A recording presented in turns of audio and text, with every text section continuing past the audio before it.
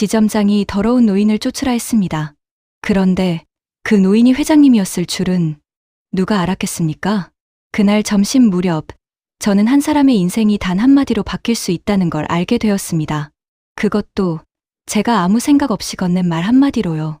해운대 센터시티 한복판에 자리한 우리 지점은 부산에서도 손꼽히는 대형 은행이었습니다. 유리벽 너머로 보이는 바다와 고층 빌딩들, 로비를 가득 채운 대리석 바닥은 언제나 반짝거렸고 고객들은 정장 차림의 명품 가방을 든 사람들이 대부분이었습니다. 저는 그곳에서 5년째 창구 직원으로 일하고 있었습니다. 32살, 이수민. 평범한 이름만큼이나 평범한 삶을 살고 있다고 생각했습니다. 매일 아침 8시 반에 출근해서 고객들의 예금과 대출 업무를 처리하고 저녁 6시가 되면 퇴근하는 일상이었습니다. 그 안에서 저는 불평 없이 그렇다고 특별한 보람을 느끼지도 못한 채 하루하루를 보냈습니다. 대학을 졸업하고 곧바로 이 은행에 입사했으니 제 성인 인생의 거의 전부가 이곳에서 보낸 시간이었습니다. 그날도 여느 때처럼 점심시간이 가까워지고 있었습니다. 로비는 사람들로 붐볐고 저는 한 고객의 적금 만기 업무를 처리하고 있었습니다. 네, 고객님. 만기 금액은 512만 원이고요. 이자 포함해서 530만 원 정도 되십니다. 고객은 만족스러운 표정으로 고개를 끄덕였습니다. 저는 서류를 정리하며 다음 고객을 부르려던 참이었습니다. 그때였습니다. 회전문이 열리고 한 노인이 들어섰습니다. 낡은 등산복 차림의 머리는 헝클어져 있었고 얼굴에는 때가 묻어 있었습니다. 손에는 찢어진 비닐봉지를 들고 계셨습니다. 로비 안의 공기가 순간 얼어붙는 게 느껴졌습니다. 대기하던 고객들이 노인을 힐끗힐끗 쳐다보기 시작했고 옆 창구의 김 과장은 인상을 찌푸리며 고개를 돌렸습니다. 노인은 천천히 로비 안쪽으로 걸어오셨습니다. 발걸음이 조심스러웠습니다. 마치 자신이 이곳에 있어도 되는지 확신하지 못하는 사람처럼요. 노인의 신발은 낡아서 뒤꿈치가 닳아 있었고 바지 한쪽 무릎에는 구멍이 나 있었습니다. 로비 안 몇몇 고객들이 코를 막는 신용을 했습니다. 저는 그 광경을 보며 가슴이 답답해졌습니다. 그때 지점장실 문이 열렸습니다. 문태수 지점장이었습니다. 50 중반의 그는 언제나 말끔한 정장 차림에 뒤로 넘긴 머리를 고정시키는 게 습관이었습니다. 그의 눈빛이 노인을 향했고 곧바로 제게로 향했습니다. 눈빛만으로도 알 수 있었습니다. 저 사람 빨리 내보내. 저는 고객 응대를 마무리하면서도 노인의 움직임을 계속 의식하고 있었습니다. 노인은 제 창구 앞 대기 의자에 조심스럽게 앉으셨습니다. 주변 사람들이 슬며시 자리를 옮겼습니다. 한 중년 여성은 아예 대기표를 손에 쥔 채 로비 반대편으로 가버렸습니다. 제 가슴이 더 답답해졌습니다. 저도 모르게 잠시만 기다려주세요라는 말이 입 밖으로 나왔습니다. 목소리는 떨리고 있었습니다. 노인은 고개를 들어 저를 보셨습니다. 그 눈빛에는 놀라움과 그리고 뭔가 알 수 없는 따뜻함이 있었습니다. 주름진 얼굴에 작은 미소가 번졌습니다. 노인은 아무 말씀도 하지 않으시고 천천히 일어나셨습니다. 그리고 저를 향해 가볍게 고개를 숙이시며 로비를 나가셨습니다. 회전문이 다시 돌아가고 노인의 뒷모습이 유리병 너머로 사라졌습니다. 등이 굽은 그 뒷모습이 왠지 쓸쓸해 보였습니다. 저는 그 자리에 멍하니 앉아 있었습니다. 가슴 한편이 묘하게 무거웠습니다. 제대로 응대도 못했는데 왜 저렇게 가시지? 하는 생각과 함께 문득 불안한 기분이 스쳤습니다. 마치 뭔가 중요한 걸 놓친 것 같은 느낌이었습니다. 제 옆자리에 박 대리가 작은 목소리로 속삭였습니다. 수민 씨, 괜찮아요? 지점장님 표정 봤어요? 저는 고개를 끄덕였습니다. 네, 괜찮습니다. 하지만 사실 괜찮지 않았습니다. 왜 제가 그런 말을 했는지 저도 정확히 알 수 없었습니다. 그냥 그 순간 노인의 눈빛이 너무 외로워 보였던 것 같습니다. 그날 오후 내내 그 노인의 눈빛과 작은 미소가 제 머릿속에서 떠나지 않았습니다. 업무를 처리하면서도 점심을 먹으면서도 퇴근길 버스 안에서도 계속 그 장면이 되풀이되었습니다. 버스 창밖으로 해운대 바다가 보였습니다. 석양이 수평선을 붉게 물들이고 있었습니다. 저는 그날 밤 잠자리에 누워서도 한참을 뒤척였습니다. 혹시 제가 잘못한 걸까요? 아니면 제대로 한 걸까요? 알 수 없었습니다. 다만 한 가지는 확실했습니다. 그 노인의 미소가 제 마음 어딘가의 작은 씨앗처럼 남아 있다는 것이었습니다. 노인이 나가신 직후 문태수 지점장이 제 자리로 다가왔습니다. 이수민 씨, 잠깐 사무실로 들어와요. 목소리는 낮았지만 단호했습니다.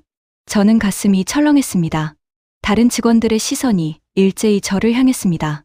김 과장의 표정에는 그럴 줄 알았어라는 비웃음이 서려 있었고, 박 대리는 걱정스러운 눈빛으로 저를 바라봤습니다. 저는 천천히 자리에서 일어나 지점장실을 향해 걸어갔습니다. 복도가 유난히 길게 느껴졌습니다. 지점장실 문이 닫히자마자 문태수 지점장의 목소리가 터져 나왔습니다. 이 씨, 도대체 뭐 하는 겁니까? 저런 사람을 왜 안내했어요? 저는 입술을 깨물었습니다.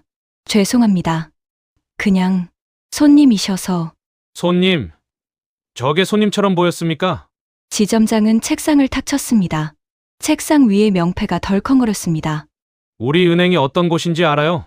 해운대 센터시티 한복판 VIP 고객들이 드나드는 곳이에요. 한 달 평균 거래액이 수억 원씩 오가는 곳이란 말이에요. 이미지가 얼마나 중요한데 저런 사람 하나 때문에 분위기가 다 망가지잖아요. 저는 고개를 숙인 채 아무 말도 하지 못했습니다. 지점장의 말은 계속 이어졌습니다. 은행은 복지관이 아니에요. 우리는 고객의 자산을 관리하는 금융기관입니다. 체면과 품격이 중요하단 말이에요. 이수민 씨는 5년이나 일했으면 이제 알아야죠.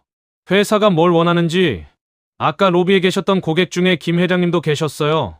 그분이 뭐라고 하실지 생각해봤어요? 우리 지점 이미지가 얼마나 떨어졌겠어요? 지점장은 한숨을 크게 쉬었습니다. 다음부턴 저런 일 없도록 하세요.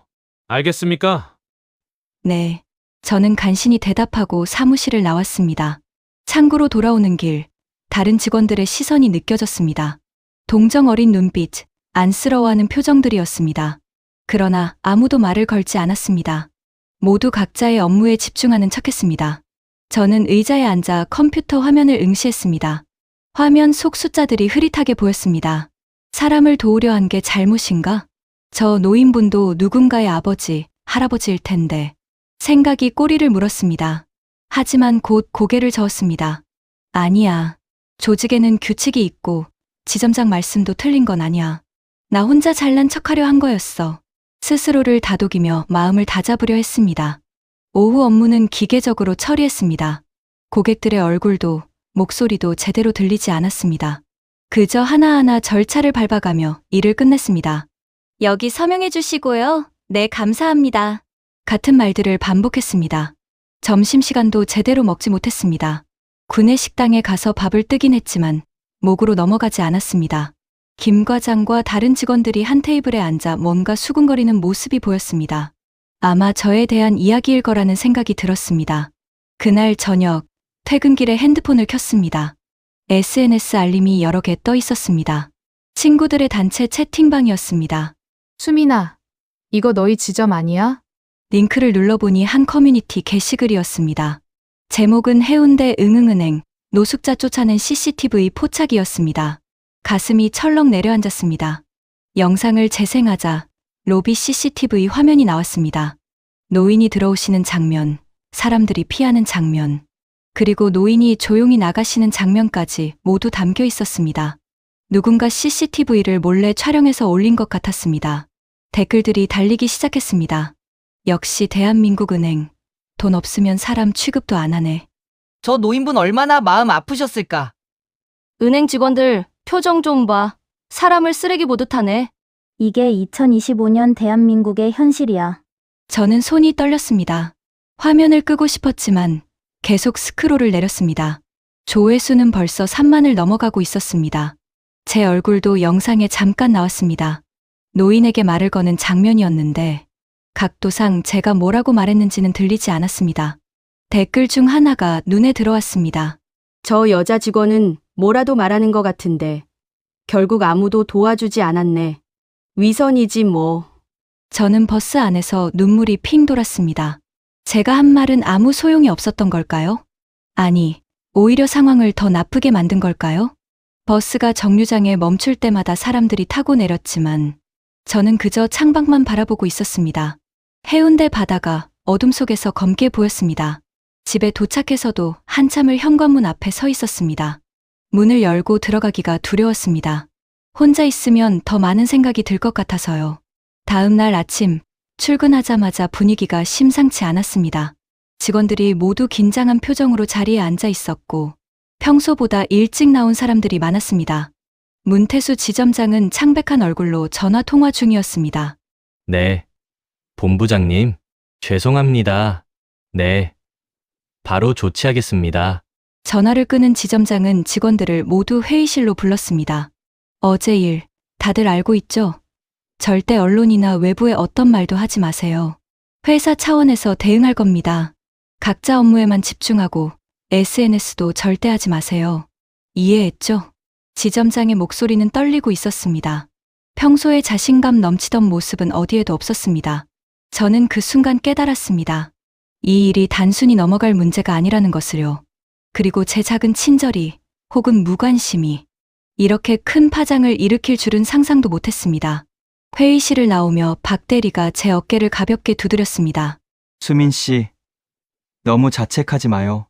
당신 잘못 아니에요. 하지만 그 위로가 오히려 더 마음을 무겁게 만들었습니다. 과연 제 잘못이 아닐까요? 아니면 제가 더 잘할 수 있었던 걸까요? 사흘이 지났습니다. 영상은 계속 확산되었고 주요 포털 사이트 뉴스에까지 보도되었습니다. 금융권 인권의식 논란, 노인 혐오 사회의 단면, 은행 로비에서 쫓겨난 노인, 과연 누구인가 같은 제목들이 실시간 검색어 상위권에 올랐습니다. 지점으로 항해 전화가 빗발쳤고 고객 응대는 더 이상 정상적으로 이루어지지 않았습니다. 당신의 은행은 사람을 돈으로만 보는 거야? 내 계좌 다 해지할 거야 같은 고함 소리가 하루 종일 이어졌습니다. 직원들은 모두 지쳐 있었고 저는 죄책감에 밤마다 잠을 제대로 이루지 못했습니다. 그날 오전 로비에 검은 정장을 입은 사람들이 나타났습니다. 본사 감사팀이었습니다. 직원들 사이에서 긴장감이 감돌았습니다. 감사팀이 온다는 건 누군가 책임을 져야 한다는 의미였으니까요. 앞장선 사람은 키가 크고 날카로운 인상의 남자였습니다. 강도윤, 제 연인이자 본사 감사팀장이었습니다. 저는 그의 얼굴을 보는 순간 더욱 가슴이 무거워졌습니다. 그는 제게 눈인사도 하지 않은 채 곧바로 지점장실로 향했습니다. 문이 닫혔고 안에서 무슨 대화가 오가는지 들리지 않았습니다. 다른 감사팀원들은 CCTV 자료를 요청했고 직원들을 하나씩 면담하기 시작했습니다. 김 과장이 먼저 호출되었습니다. 10분 정도 후 나온 그의 얼굴은 창백했습니다. 다음은 박 대리였습니다. 차례차례 직원들이 불려 들어갔다 나왔습니다. 모두 긴장한 표정이었습니다. 제 차례가 되었습니다. 회의실 문을 열고 들어가자 도윤이 혼자 앉아 있었습니다. 그는 서류를 정리하며 차갑게 말했습니다. 앉으세요, 이수민 씨. 평소의 다정한 목소리가 아니었습니다. 저는 의자에 앉았습니다. 손이 떨려서 무릎 위에 올려놓았습니다. 당일 상황을 설명해 주세요. 노인이 들어왔을 때부터 나갈 때까지. 도윤의 목소리는 무감정했습니다. 저는 떨리는 목소리로 그날의 일을 설명했습니다. 노인이 들어오셨을 때의 분위기, 지점장의 눈빛, 고객들의 반응, 그리고 제가 건넨 말까지. 도윤은 아무 표정 없이 메모를 했습니다. 왜 그런 말을 했습니까? 저는 잠시 망설였습니다. 그냥 손님이셔서요. 기다려달라고. 그게 규정에 맞는 응대였습니까? 저는 고개를 숙였습니다. 아니요. 당신이 그 말을 하지 않았다면 노인이 바로 나갔을까요? 저는 대답할 수 없었습니다. 침묵이 흘렀습니다. 시계 초침 소리만 들렸습니다. 도윤은 한숨을 쉬며 펜을 내려놓았습니다. 수민아, 그제야 그의 목소리가 조금 부드러워졌습니다. 이거 알아? 그 노인 정만식 회장이야. 저는 고개를 번쩍 들었습니다. 네. 누구요? 정만식. 우리 은행 최대 주주이자 이사회 의장이야. 올해 78살. 1년에 한 번씩 전국 지점을 돌면서 현장 점검을 하시는 분이야. 직원들이 고객을 어떻게 대하는지 직접 확인하려고 변장하고 다니시지. 머릿속이 하얗게 변했습니다. 그럼 그날 응, 너를 테스트하신 거야. 너뿐만이 아니라 모든 직원들을 지점 분위기와 문화를 보시려고. 그런데 도윤은 다시 서류를 펼쳤습니다. 회장님이 직접 요청하셨어. 그날 CCTV 전체를 분석하라고. 그리고 나에게 유일하게 말을 건 직원이 누구인지 찾아내라고 하셨어. 다른 직원들은 모두 외면했지만 단 한 명, 너만 말을 걸었다는 거야. 저는 숨이 막혔습니다. 지난 사흘간의 불안이, 죄책감이 모두 한꺼번에 무너져 내렸습니다. 그러니까 저 때문에? 아니, 도윤이 고개를 저었습니다. 내가 문제가 아니야. 오히려 넌 회장님 눈에 유일하게 띈 직원이야. 문제는 지점장이랑 다른 직원들이지. 회장님이 엄청 화나셨어. 내 은행에서 사람을 사람으로 안 보는 문화가 이렇게 뿌리 깊었나 하시면서 지점장은 징계 수위를 논의 중이야. 저는 눈물이 핑 돌았습니다. 그럼 전 어떻게 되는 거예요? 도윤은 잠시 침묵하다가 입을 열었습니다. 모르겠어. 회장님이 직접 오신대. 내일 아침 직접 지점을 방문하셔서 상황을 정리하신다고 하셔. 저는 더 이상 참을 수 없어서 눈물이 흘러내렸습니다. 도윤아, 나 정말 아무 생각 없이 한 말이었어. 그냥 사람이 오셨으니까 기다려달라고. 그게 이렇게 될 줄은. 알아. 도윤이 제 손을 잡았습니다. 처음으로 감사팀장이 아니라 연인의 얼굴로 저를 바라봤습니다. 넌 잘못한 거 없어. 오히려 유일하게 제대로 한 거야. 면담이 끝나고 자리로 돌아왔습니다. 다른 직원들이 저를 쳐다봤습니다. 누군가 속삭이는 소리가 들렸습니다. 수민 씨, 감사팀장이랑 사귀잖아. 괜찮을 거야. 아니야. 이번엔 회장님이 직접 개입하셨대. 누구든 봐주지 않으실 거야. 저는 그 말들을 듣지 않으려 애썼습니다. 오후 업무 시간 내내 집중할 수 없었습니다. 내일이 두려웠습니다. 회장님을 직접 뵙게 된다는 것도, 그분께 뭐라고 말씀드려야 할지도 막막했습니다. 그날 밤, 저는 잠을 이루지 못했습니다. 창밖으로 해운대 바다의 불빛들이 흔들렸습니다. 어둠 속에서 파도 소리가 들려오는 것 같았습니다. 내일이 두려웠습니다. 하지만 동시에 묘한 기대감도 있었습니다. 혹시 제가 한 일이 잘못이 아니었을지도 모른다는 작은 희망이었습니다. 그 희망에 매달리며 저는 긴 밤을 견뎠습니다. 새벽 3시가 넘어서야 겨우 잠이 들었고, 알람 소리에 놀라 일어났을 때는 이미 출근 시간 30분 전이었습니다. 다음 날 아침, 지점 로비는 긴장감으로 가득했습니다. 직원들은 평소보다 40분 일찍 출근해서 자리를 정돈하고 복장을 점검했습니다. 문태수 지점장은 얼굴이 창백했고 손이 미세하게 떨리고 있었습니다. 평소의 당당한 모습은 어디에도 없었습니다. 김 과장은 계속해서 화장실을 드나들었고 박 대리는 손톱을 물어뜯고 있었습니다. 저 역시 가슴이 두근거려서 제대로 숨을 쉴 수가 없었습니다. 9시 정각, 회전문이 열렸습니다. 이번에는 깔끔한 회색 양복 차림의 노인이 들어오셨습니다. 정만식 회장이었습니다. 그날 그 노인이 맞았습니다. 다만 머리는 단정하게 빗어 넘기셨고 얼굴에는 온화한 미소가 걸려 있었습니다. 뒤로 비서실장과 임원 4명이 따라 들어왔습니다. 로비 전체가 순식간에 숙연해졌습니다. 안녕하십니까, 회장님. 문태수 지점장이 허리를 거의 90도로 깊이 숙였습니다. 직원들도 일제히 일어나 인사했습니다. 안녕하십니까? 저도 떨리는 손으로 허리를 숙였습니다. 정만식 회장은 천천히 로비를 둘러보셨습니다. 그 시선이 한 사람 한 사람을 훑어갔습니다. 김 과장을 지나고 박 대리를 지나고 마침내 제게 닿았을 때 저는 숨을 멈췄습니다. 회장님은 제게 작게 고개를 끄덕이셨습니다. 로비가 참 깨끗하군요. 대리석도 잘 닦여 있고. 회장님의 목소리는 따뜻했습니다. 네, 감사합니다. 지점장이 긴장한 목소리로 대답했습니다. 회장님은 천천히 로비를 걸으며 계속 말씀하셨습니다. 그런데 말이오. 문 지점장, 은행에서 가장 중요한 게 뭐라고 생각하오? 그건 고객의 자산을 안전하게 관리하는 것입니다. 지점장이 교과서 같은 대답을 했습니다. 회장님은 고개를 저으셨습니다. 틀렸소. 가장 중요한 건 사람이요. 고객도 사람이고, 직원도 사람이고, 우리 모두 사람이란 말이요. 회장님은 멈춰 서셨습니다.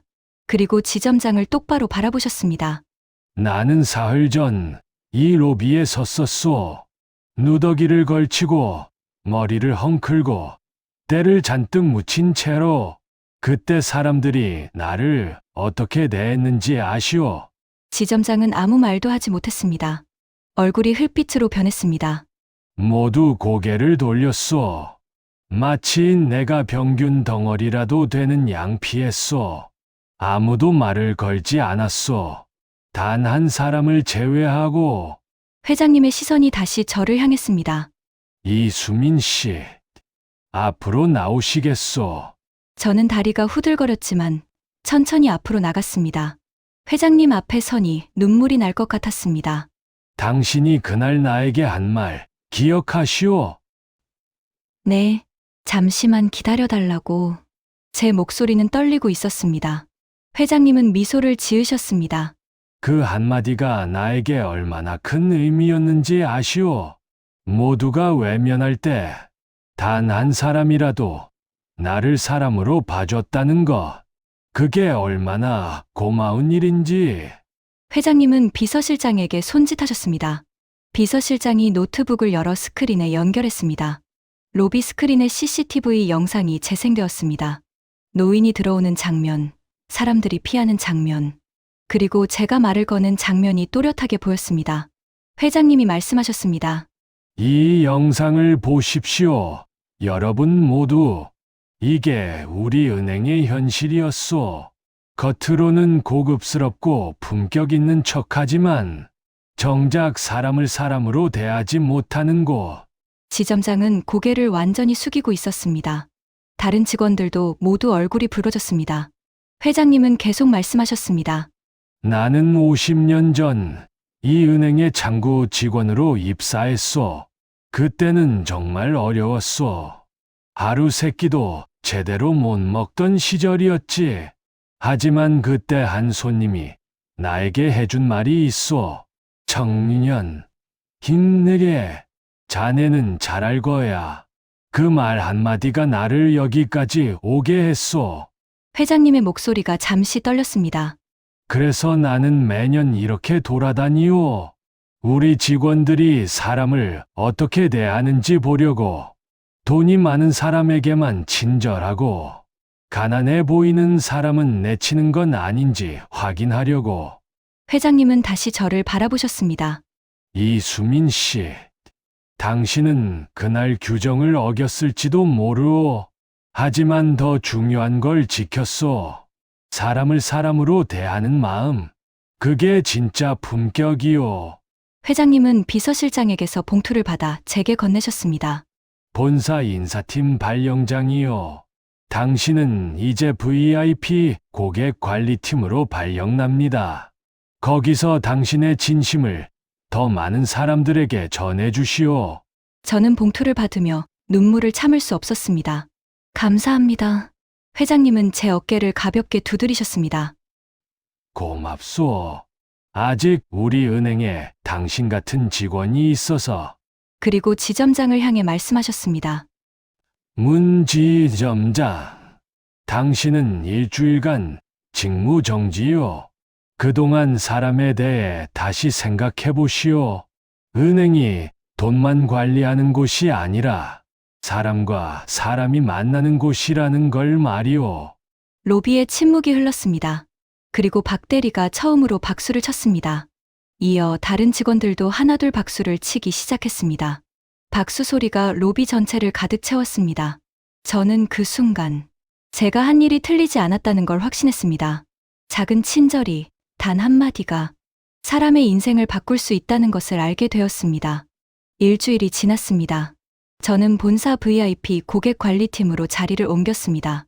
새로운 환경이었지만 이상하게 마음이 편했습니다. 제가 한 일이 인정받았다는 사실이 큰 힘이 되었습니다. 해운대 지점에서는 문태수 지점장이 직무 정지 기간을 마치고 복귀했지만 예전 같은 권위적인 모습은 많이 사라졌다고 들었습니다. 김 과장도 많이 변했다고 했습니다.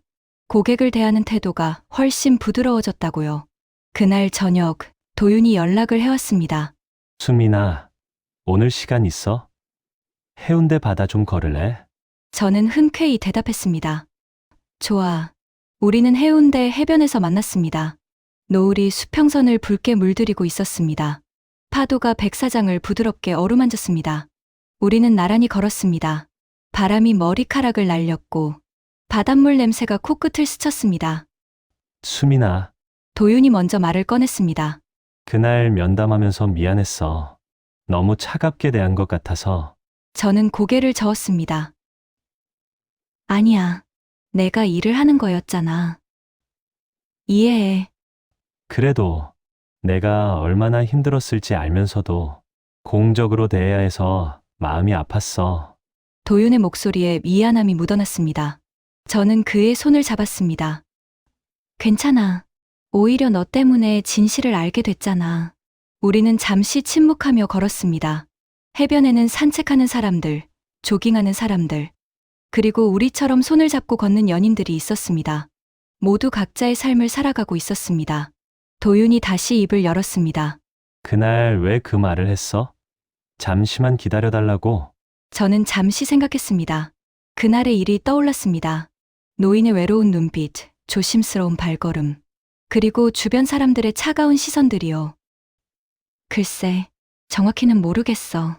그냥 그 순간 그분이 너무 외로워 보였던 것 같아. 마치 세상에 혼자인 것처럼. 누구든 사정은 있잖아. 겉모습만 보고 판단하는 게 옳지 않다는 생각이 들었어. 사람을 밀어내기 전에 한 번은 기다려봐야 하니까. 제 목소리는 조용했지만 확신에 차 있었습니다. 도윤은 제 손을 더 꽉 잡았습니다. 넌 정말 대단해. 그런 순간에도 사람을 먼저 생각할 수 있다는 게. 아니야. 나도 무서웠어. 지점장한테 혼날까봐, 다른 직원들이 뭐라고 할까봐. 그래도 그냥 안 할 수가 없었어. 우리는 방파제 끝까지 걸어갔습니다. 그곳에서 바다를 바라봤습니다. 노을이 점점 짙어지고 있었습니다. 하늘은 주황색에서 붉은색으로 다시 보라색으로 변해갔습니다. 바다 위로 갈매기들이 날아갔습니다. 그 모습이 평화로워 보였습니다. 도윤이 말했습니다. 회장님이 그러시던데 은행 전체에 내 이야기를 공유하신대. 모든 지점에서 교육 자료로 쓰신다고. 정말? 저는 놀라서 도윤을 바라봤습니다. 응. 사람 냄새 나는 은행 만들기 프로젝트에 내가 그 시작점이 된 거야. 저는 가슴이 뭉클해졌습니다. 제 작은 행동이 이렇게 큰 변화를 만들어낼 줄은 몰랐습니다. 나는 그냥 당연한 걸 한 것뿐인데. 그게 어려운 거야. 당연한 걸 당연하게 하는 게. 요즘 세상에는 특히 더 돼. 도윤의 말에 저는 고개를 끄덕였습니다. 그는 계속 말했습니다. 회장님이 그러셨어. 50년 전 나에게 힘을 준 그 한마디처럼 이수민 씨의 한마디가 또 다른 누군가에게 힘이 될 거다라고. 해가 완전히 지고 있었습니다. 하늘에 별들이 하나둘 나타나기 시작했습니다. 바다는 어둠 속에서 깊은 남색으로 변해갔습니다. 파도 소리만이 규칙적으로 들려왔습니다. 저는 그 순간 깨달았습니다. 세상은 때로 차갑고 냉정하지만 그 안에서도 따뜻함은 존재한다는 것을요. 그리고 그 따뜻함은 거창한 무언가가 아니라 작은 말 한마디, 작은 관심 하나에서 시작된다는 것을요. 도윤아. 응? 고마워. 그날 진실을 알려줘서. 당연하지. 나도 내가 자랑스러워. 우리는 다시 손을 잡고 해변을 걸었습니다. 뒤돌아보니 우리의 발자국이 모래 위에 남아 있었습니다. 파도가 밀려와 그 발자국들을 지워갔습니다. 하지만 우리는 계속 걸었습니다. 새로운 발자국을 남기며 앞으로 나아갔습니다. 그날 밤, 집에 돌아와 침대에 누웠습니다. 창문을 열어두니 바다 냄새가 희미하게 들어왔습니다. 저는 천장을 바라보며 생각했습니다. 인생에서 가장 중요한 건 무엇일까? 성공, 돈, 명예? 아니었습니다. 가장 중요한 건 사람이었습니다. 사람을 사람답게 대하는 것. 그것이 진정한 품격이었습니다. 회장님의 말씀이 떠올랐습니다. 사람을 사람으로 대하는 마음. 그게 진짜 품격이요. 세상은 속도와 효율, 체면과 이미지를 앞세우지만 결국 남는 건 사람과 사람 사이의 따뜻함이었습니다. 단 한 번의 기다림이 한 사람의 인생을 바꿀 수 있었습니다. 단 한마디가 조직의 문화를 바꿀 수 있었습니다. 저는 그날 밤 다짐했습니다. 앞으로도 사람을 먼저 생각하는 사람이 되겠다고. 겉모습이 아니라 마음을 보는 사람이 되겠다고. 그리고 제가 받은 따뜻함을 다른 사람들에게도 전하는 사람이 되겠다고. 그렇게 저의 이야기는 끝이 아니라 새로운 시작이 되었습니다.